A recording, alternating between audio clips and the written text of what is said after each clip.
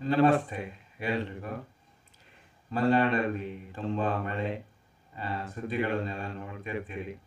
ಅದಕ್ಕೆ ಬೆಚ್ಚಗೆ ಒಂದಷ್ಟು ಸ್ವೆಟರ್ಗಳನ್ನೆಲ್ಲ ಹಾಕಿಕೊಂಡು ಇವತ್ತು ನಮ್ಮನ್ನು ರಕ್ಷಿಸಿಕೊಂಡು ನಾಳೆ ಏನಾಗುತ್ತೆ ಅಂತ ಕಾಯುವ ಒಂದು ಜೀವನವನ್ನು ಮಳೆಗಾಲ ಕಲಿಸಿದೆ. ಕನಕದಾಸರು ಮತ್ತು ಪುರಂದರದಾಸರು ಅಂತ ದಾಸವರೇಣ್ಯರು ಅವರು ಭಕ್ತಿಗೀತೆಗಳನ್ನು ರಚಿಸಿದ್ದಾರೆ.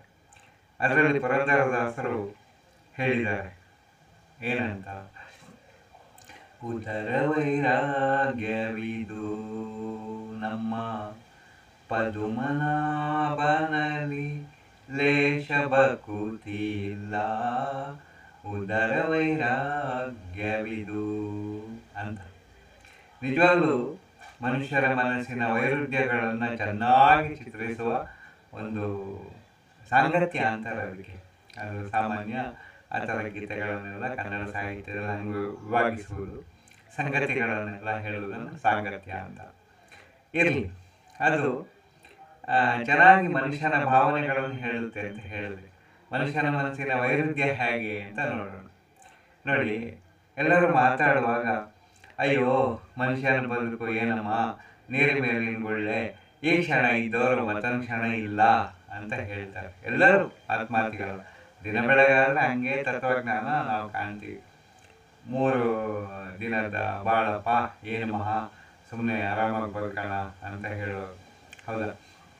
ಈ ಥರ ಎಲ್ಲ ಹೇಳುವಾಗ ಮನುಷ್ಯ ಅನ್ಕೊಂಡಿರ್ತಾನೆ ಎಲ್ಲರೂ ಮಾಡುವುದು ಹೊಟ್ಟೆಗಾಗಿ ಗೇಣು ಬಟ್ಟೆಗಾಗಿ ಅಂತ ಅನ್ಕೊಂಡ್ರು ಈ ಹೋಗುವ ಮಾತಿದೆಯಲ್ಲ, ಅದು ದಿನದಲ್ಲಿ ಒಂದ್ಸರಿನಾದರೂ ಬಂದೇ ಬರುತ್ತೆ. ಹೌದಾ?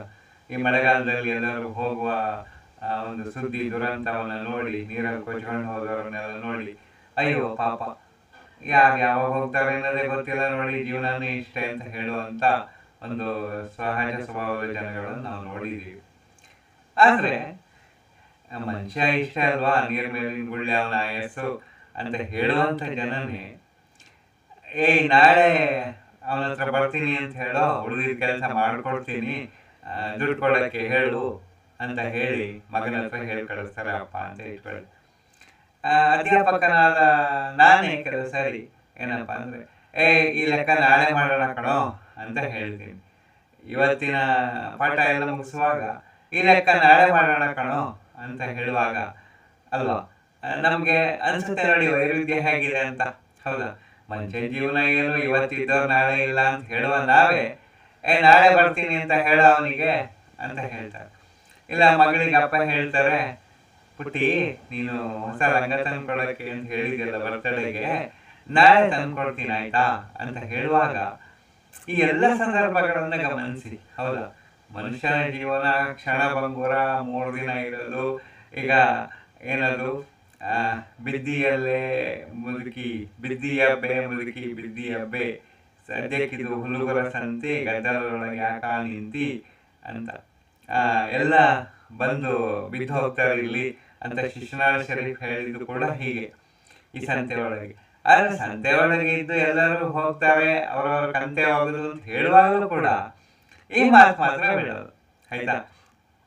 ಯಾಕೋ ರಂಗಣ್ಣ ಕೆಲಸಕ್ಕೆ ಬರಲಿಲ್ಲ ಅಂದ್ರೆ, ಇಲ್ಲ ಸ್ವಾಮಿ ನಾಳೆ ಬರ್ತೀನಿ, ಇವತ್ತೊಂಚೂರು ಕೆಲಸ ಇತ್ತು ಅಂತ ಹೇಳುವಾಗಲೂ ನಮಗೆ ನಗು ಬರುತ್ತೆ. ಕೆಲಸ ಯೋಚಿಸಿದ್ರೆ ಇವತ್ತಿದ್ದೋ ನಾಳೆ ಇಲ್ಲ ಅಂತ ಹೇಳುವ ನಾನೇನೆ ಅಥವಾ ರಂಗಣ್ಣನೇ ನಾಳೆ ಬರ್ತೀನಿ ಸ್ವಾಮಿ ಅಂತ ಹೇಳುವಾಗ ನಮಗೆ ಮನುಷ್ಯನ ಮನಸ್ಸಿನ ಈ ವೈರುಧ್ಯ ಒಂಥರ ಅದ್ಭುತವಾಗಿ ಕಾಣುತ್ತೆ. ಯಾಕೆ ಅಂತ ಹೇಳಿದ್ರೆ ಈ ವೈರುಧ್ಯಗಳಿಂದಾನೇ ಮನುಷ್ಯನ ಬದುಕು ಚೆನ್ನಾಗಿರೋದು ಅಂತ ಕಾಣುತ್ತೆ. ಈ ತರ ವೈರುಧ್ಯಗಳಲ್ಲೇ ಬದುಕುವ ಮನುಷ್ಯ ಕೆಲವು ಸರಿ ಯಾಕೆ ಅಂತ ಕೇಳ್ಕೊಂಡಾಗ ಮಾತ್ರ ಅವನಿಗೆ ಉತ್ತರ ಸಿಗಲ್ಲ.